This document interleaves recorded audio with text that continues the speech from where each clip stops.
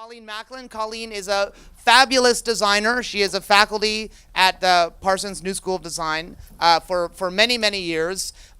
Colleen does work about the design process, about game design itself. She is a triple threat programmer, game designer, interaction experience designer, and she makes games that often are very mind-blowing. She's traveled to Africa and worked with the Red Cross making games for disaster preparation that are just use a regular deck of playing cards, right?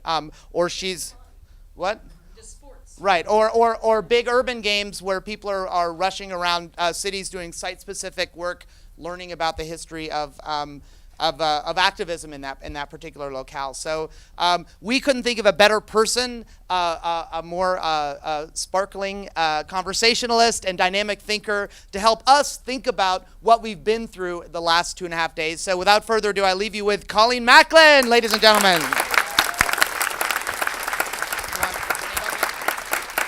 All right. I don't know, can you guys hear me okay? Can I project to the back of the room? We're good? Yep. Okay, thank you. I'm otherwise known as the Ellen DeGeneres of game design. All right, I'm really excited. This talk is only going to take 10 minutes in 1 year. So let's, sit back, relax. I will need my assistants up here. I think I've got some people who are assisting me in this presentation. So if I can get like 5 or 6 of the non-paying attendees. Is that what you call them, Eric? That would include speakers, right? All right. Okay, we'll get started here in just a sec. What I want you guys to do is pass these out when I give you the signal. So, take a little stack, and you're going to pass them out amongst the crowd. Yeah, everybody gets one of these cards, but don't do it yet. Wait till my signal. So get in the background, people. All right. All right. You're messing up my light. Okay. So a week ago, I was in Los Angeles with my friend John Sharp, and we had the opportunity to interview an artist, designer, filmmaker that I really like, Miranda July. Yeah. For those of you who don't know, this is a black screen for you, Mike. So for those of you who, it's funny always when you start a talk with a black screen and you're like, yeah, I'm ready with AV. It looks great. So for those of you who don't know Miranda July's work, she's created a couple different films. Her most recent, I think, is called The Future. She also made an app called Somebody, I believe. Is that what it's called? And if you send a friend who has this app a message, the message doesn't go directly to you or to your friend. It goes to someone nearby your friend.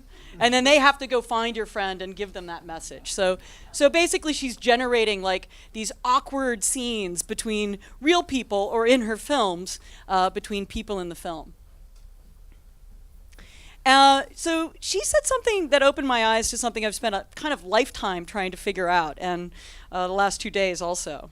We were asking her about, this is for a book project we're doing called Iteration, 10 Lessons in Design and Failure.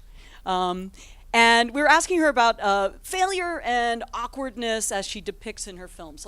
All of her stuff's about stuff that's just really kind of awkward and faily. And I thought it was interesting that Squinky was sort of brought up awkward as a kind of mechanic. What she said about it kind of blew my mind, and I'm going to paraphrase and probably won't be as mind-blowing, but we'll do what we can. She said that she's interested in the space between two imperfect beings. And she claims that we're all imperfect in some way. So, sorry, Eric. But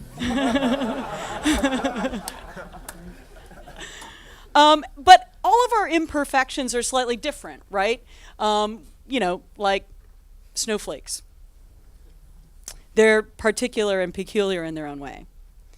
And when two of us get together, two of us imperfect beings get together, those imperfections are what creates the really interesting space of possibility between us.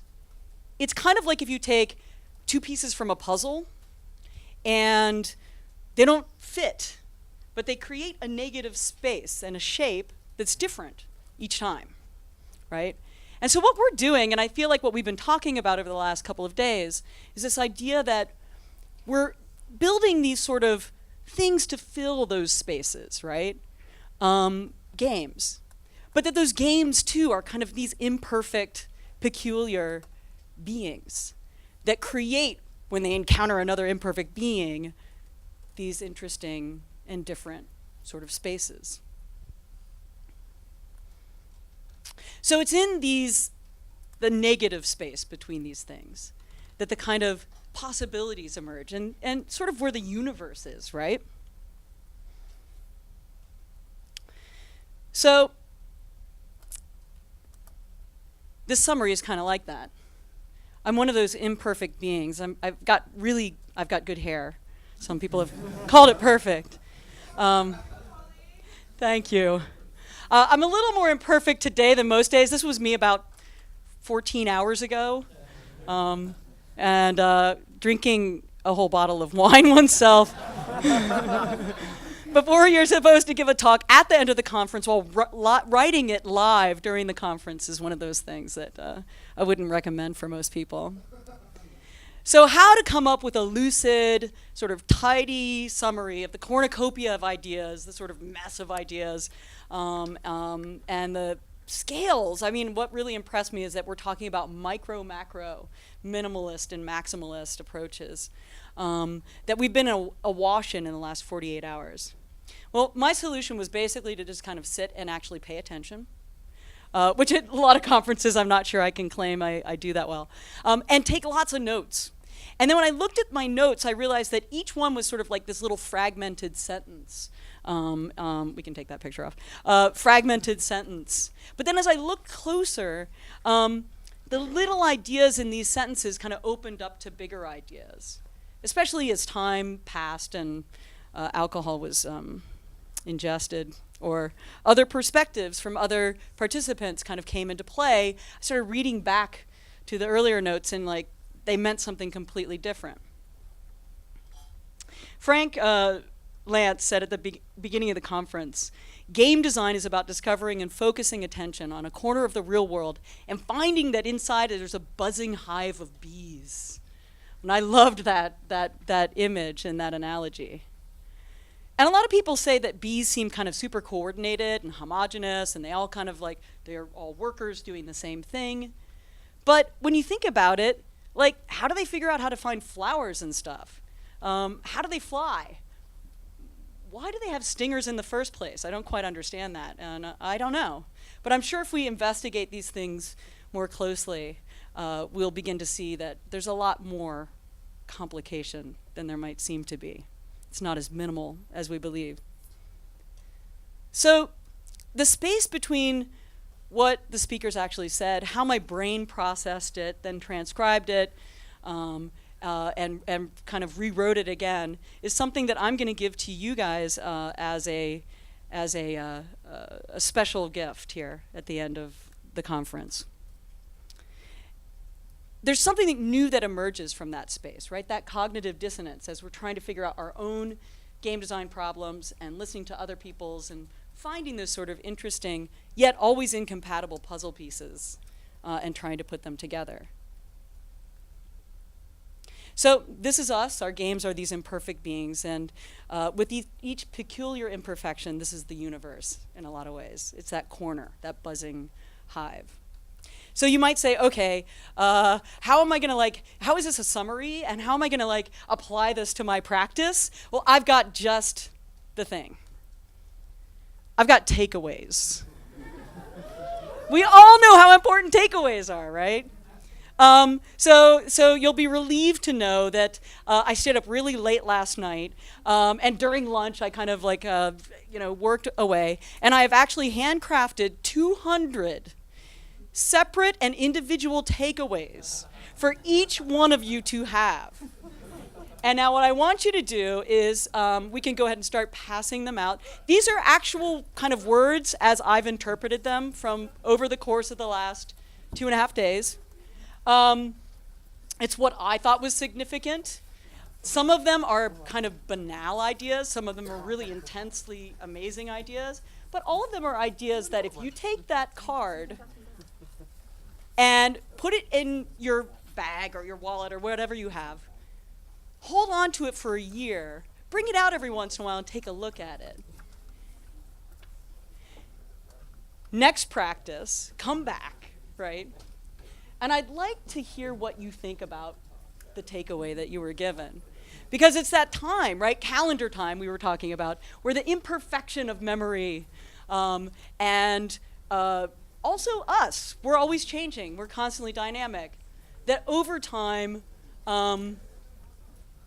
they will change and be different. Did everybody get a card? Keep passing them out, guys. There are 200, so there should be plenty for everyone. I lovingly wrote them too. And have you guys written like with your hand? Man, yeah, it hurts. So that's it. For the internet. I'm using David Kanaga's internet decompression algorithm. This is all 200 of them. They keep going, and they keep going. And you can watch this on the internet later and see what all of them are, and misspellings and all. But ultimately, the last thing I have to say is keep practicing. Thank you.